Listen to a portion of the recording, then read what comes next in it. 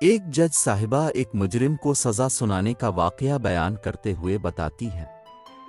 کہ میں اندرون سندھ ایک پسماندہ سی تحصیل میں فرائض سر انجام دے رہی تھی کہ میرے سامنے ایک مجرم کو پیش کیا گیا جس نے دوران ڈکیتی نہ صرف خاتون سے جنسی زیادتی کی تھی بلکہ اسے ہوس مٹانے کے بعد قتل کر دیا گیا تھا۔ اگر اپنے میرے چینل کو سبسکرائب نہیں کیا تو سبسکرائب کر لے، شکریہ۔ شواہد کے مطابق خاتون کے گلے میں پھندا ڈال کر اسے چھت میں لگی ہک سے لٹکا دیا گیا تھا، مگر خاتون کے ہاتھ اور پاؤں کھلے تھے۔ حیرت انگیز طور پر گردن میں لگے پھندے کو خاتون نے صرف ایک بار پکڑ کر چھڑانے کی کوشش کی تھی، اور مجھے یہ بات بہت عجیب لگی تھی، کیونکہ جب دم گھٹنے سے موت ہوتی ہے تو انسان ایڑیاں رگڑتا ہے، گلے لگے پھندے کو نکالنے کی بھرپور کوشش کرتا ہے، مگر اس خاتون نے ایسا بالکل بھی نہیں کیا تھا، چونکہ رسی کے بنے پھندے پر خاتون کی انگلیوں کے نشانات موجود تھے،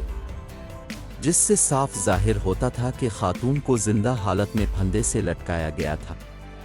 میں نے یہی سوال تفتیشی افسر سے بھی کیا تھا کہ خاتون نے خود کو پھندے سے آزاد کرانے کے لیے ہر ممکن کوشش کیوں نہیں کی۔ میرے سوال کے جواب میں تفتیشی افسر نے جواب دیا تھا کہ نہ تو ہمارا خیال اس طرف گیا ہے اور نہ ہی ہم نے یہ سوال مجرم سے پوچھا ہے، اگر آپ حکم دیں تو دوبارہ تفتیش کر لیتے ہیں۔ میں نے دوبارہ تفتیش سے منع کرتے ہوئے روبرو کھڑے مجرم کو مخاطب کرتے ہوئے پوچھا کہ اس خاتون کے ساتھ اس قدر بربریت برتنے کی وجہ کیا تھی، اور دوسرا تم نے جب خاتون کو چھت سے لٹکایا تو اس کے ہاتھ بے اختیار پھندے سے آزاد ہونے کی کوشش کے لیے پھندے کو بار بار جگہ جگہ لگنے چاہیے تھے، کیوں نہیں لگے؟ میری بات سن کر سامنے کھڑا مجرم مکروہ ہنسا اور بولا کہ خاتون کا پھندے کو ہاتھ نہ لگانے کی وجہ اس کی ممتا تھی اور قتل کرنے کی وجہ کوئی بھی نہیں تھی۔ مجھے میرے سائیں وڈیرے نے حکم دیا کہ اس کے ساتھ عیاشی کر، مگر مطلب پورا ہو جانے پر ثبوت مٹا دینا، اور اگر میرے کام کی کوئی چیز ملی تو لا کر مجھے دے دینا۔ دراصل خاتون اور اس کا شوہر پڑھے لکھے تھے اور وڈیرے کی دھونس نہیں مانتے تھے، اسی لیے وڈیرے نے میرے ذریعے ان کو سزا دینے کا فیصلہ کر لیا، اور وڈیرے کے حکم پر میں نے سزا دے دی۔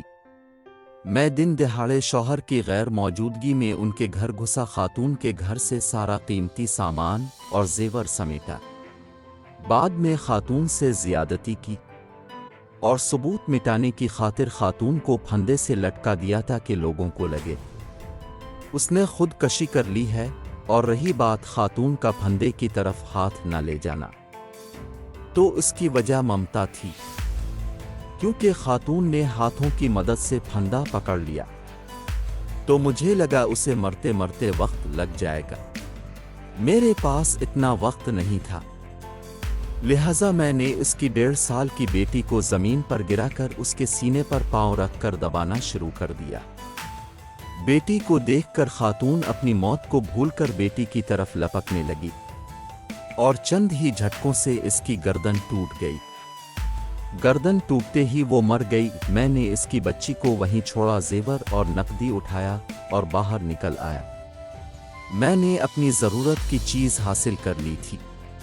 اور سائیں کی ضرورت کی چیز سائیں کو دے دی۔ سائیں کا وعدہ تھا پولیس اور عدالت کو وہ سنبھال لے گا، اس لیے میں مطمئن ہوں، اس بات میں کوئی شک نہیں کہ ڈکیتی، زیادتی اور قتل کے باوجود بھی وہ شخص میرے سامنے یوں کھڑا تھا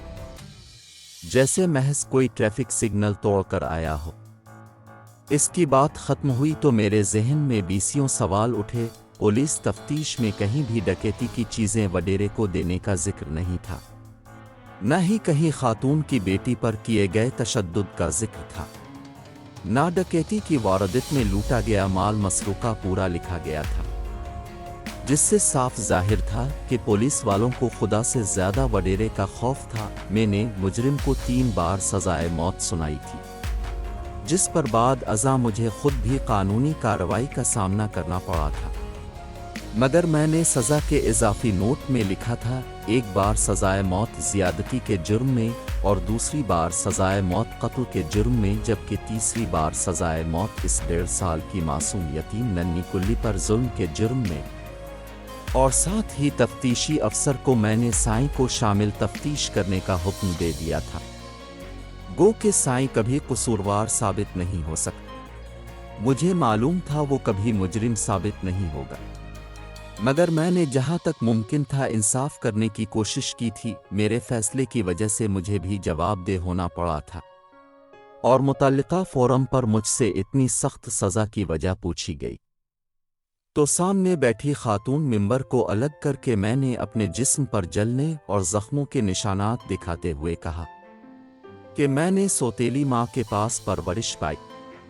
اور جب مجھے خیال آیا کہ وہ 1.5 سال کی بچی بھی اب سوتیلی ماں کے پاس پرورش پائے گی،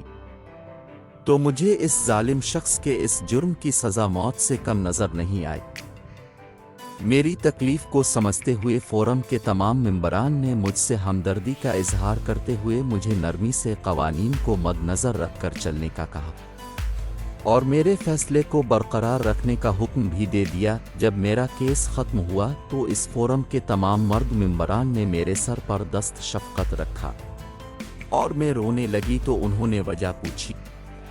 میں نے روتے ہوئے بتایا کہ جب سے سوتیلی ماں گھر میں آئی تھی، اس دن کے بعد پہلی بار کسی نے اتنی شفقت سے میرے سر پر ہاتھ رکھا ہے۔